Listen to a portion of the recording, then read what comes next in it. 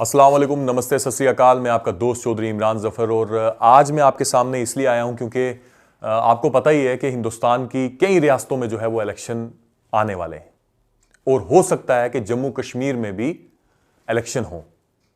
और आपको पता है कि जम्मू कश्मीर में इलेक्शन होना आज के वक्त में कोई छोटी बात नहीं है। और अगर छोटी बात नहीं है, इतनी बड़ी बात है, तो उसके लिए उतनी बड़ी तैयारियां की जा रही हैं। मैं आपको बताऊं कि आज जम्मू कश्मीर में क्या हो रहा है कि हम लोगों को डिवाइड करने की कोशिश की जा रही है। सबसे पहले हिंदू और मुसलमान को डिवाइड करने की कोशिश की जा रही है, ठीक है। उसके बाद हमें इलाकों में डिवाइड करने की, मतलब जैसे हम गुज्जर और पहाड़ी, आपने देखा होगा कि अब सोशल मीडिया में काफी ट्रेंड चल रहा है गुज्जर और पहाड़ी का आपस में झगड़ा, ठीक है। वो मतलब एक क्रिएशन है, एक इनकी जो है जीत है कि उनने हमारे बीच में फूट डलवा दी। इससे पहले क्या होता था? इससे पहले हमारे बीच में फूट डलवाई जाती थी जो हमारे लोकल नेता होते थे, जो असेंबली का इलेक्शन लड़ते थे। वो अपनी कुर्सी को बचाने के लिए गुज्जर और पहाड़ी का नारा लगाते थे। गुज्जर खतरे में आ गया, पहाड़ी खतरे में आ गया। लेकिन अब हम लोगों की जो है प्रमोशन हो गई है।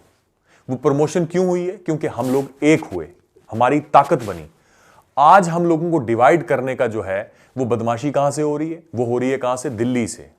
हां, आज कोई नहीं चाहता कि गुज्जर और पहाड़ी जो है वो एक हो जाएं। आज इलेक्शन के दौरान में कुछ मुद्दे उठा दिए, ठीक है, और एक दो लोगों को, पहाड़ियों को जो है वो एक तरफ खड़ा कर दिया, एक दो गुज्जरों को खड़ा कर दिया, और उनको जो है वो पैसा दे के आगे कर लिया, भाई एक दूसरे के बारे में बकवास करो, ठीक है। और उस बकवास करने से होता क्या आपको पता है?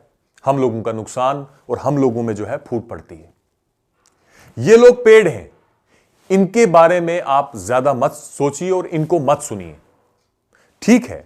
अगर मैं गुज्जर हूं, मैं कहता हूं कि मेरी एसटी के साथ कोई छेड़छाड़ नहीं होनी चाहिए।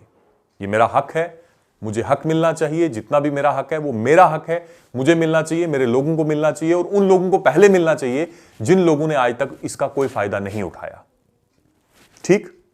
वो मेरी चीज है, उसके लिए मुझे लड़ना भी है, सब कुछ करना है। लेकिन अगर कोई और कुछ मांगता है, कोई पहाड़ी भाई मांगता है, कोई कश्मीरी मांगता है, या कोई और भी कोई मांगता है, मांगना इंसान का हक है, लेना इंसान का हक है, ठीक है। वो मिले ना मिले वो उनका मुकद्दर, लेकिन हमें अपनी चीज से मतलब होना चाहिए कि हमने अपनी चीज की हिफाजत जो है वो करनी है। और हमें अपनी चीज में अगर हमें जरा सा भी अगर कोई कमी नजर आती है, हमने उसके लिए लड़ना है, ठीक। इस चीज में हमारी कोई लड़ाई नहीं होनी चाहिए, ना ही पहाड़ी भाई से, क्योंकि मैं सोशल मीडिया में देख रहा हूं चंद लोग जो हैं वो नफरत घोलने की कोशिश कर रहे हैं। तो ये चीज हमें नहीं करनी चाहिए। खित्ता पीर पंजाल को अगर आप आगे लेके जाना चाहते हो तो खुदा का वास्ता है, ये लानत खत्म हुई थी, इसको खत्म ही करो। उसके बाद मैं आपको बताऊं कि हमारी रियासत के अंदर कुछ लोग ऐसे हैं, मतलब एक दो लोग जो हैं वो हिंदुओं में से उठाए हुए हैं और एक दो लोग जो हैं मुस्लिम से उठाए। कुछ लोग ऐसे हैं कि जो वो खुलेआम इतना बकवास करते हैं, मतलब एक मुसलमान उठता है, वो पेड़ मुसलमान है, आप समझिए, क्योंकि हमारा इस्लाम जो है बिल्कुल इस चीज की इजाजत नहीं देता कि हम किसी के धर्म के बारे में, किसी के मजहब के बारे में कुछ गलत बोलें। वो चीजें बोली जाती हैं जो हिंदू लोग जो है बर्दाश्त नहीं कर सकते। लेकिन मैं हिंदू भाइयों को एक बात बता दूं, देखिए चुनाव है, जम्मू कश्मीर में से किसी एक नौजवान को उठा लिया, उसके जहाज का खर्चा उठा लिया, उसका खर्चा उठा लिया, उसको पैसे दिए और उससे गलत कहलवाया। एक मुसलमान जब एक हिंदू को गाली निकालेगा, उसके धर्म को गाली निकालेगा, तो फिर क्या किया जाएगा? जो हमारी नेशनल मीडिया है हमारा, वो अपना काम शुरू कर लेगा कि देखिए इन 14% मुसलमानों को जो है हम सर पे बिठाते हैं, लेकिन ये लोग हमारे धर्म को गाली निकालते हैं। मतलब ये सिर्फ एक चाल है जिसमें हम हर बार जो है वो फंस जाते हैं, ठीक है।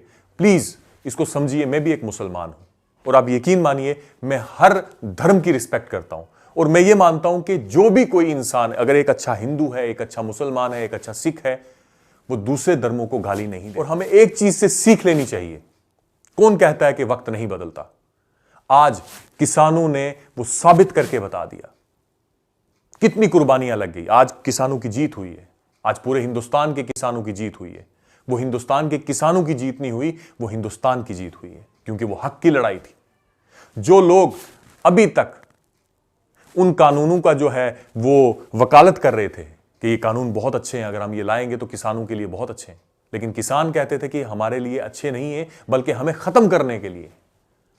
तो आज हमारे माननीय प्रधानमंत्री जी भी जो है वो इस चीज को मानते हैं कि हमने जो भी किया गलत किया और जो किसानों की डिमांड है वो पूरी की जाए।